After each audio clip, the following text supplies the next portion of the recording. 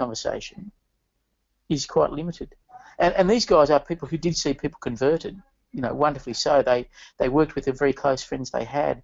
But it's just the fact that we're dealing with a whole range of people in our churches. And I'd just suggest, by way of, you know, just a figure which I've not pulled out of the air, I have thought about, but I would think that in our morning congregations, maybe 40% of our people would be confident to regularly invite their friends to something.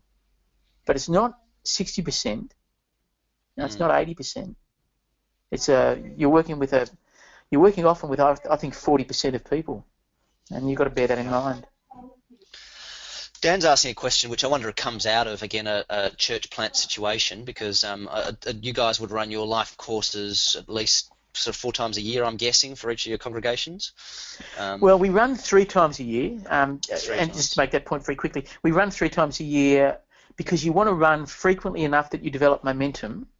Yep. Not so frequently that you bleed everyone dry of all their contacts, but also not during 4th term, because follow-up is so important, and it's very hard to follow up adequately over Christmas. So we do something else in term 4. We run live 3 times during the year. So just there's a quick one, but moving on to whatever. Now, if you were in a smaller setting and say you didn't have the resources, or energy, or contacts to run it 3 times a year, let's say you can only run it once a year, any reflections on how to pick the time of year? You've already mentioned one. Don't run it in November and then everyone disappears on holidays. Any other pointers about, if you could only run it once a year, when would you run it?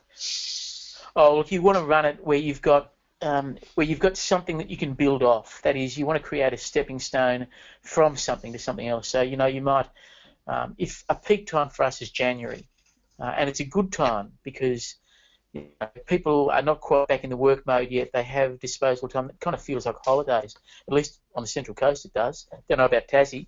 In Tassie, everyone is somewhere else. So if you ran it, you'd have to, have to run it in a different city, I reckon.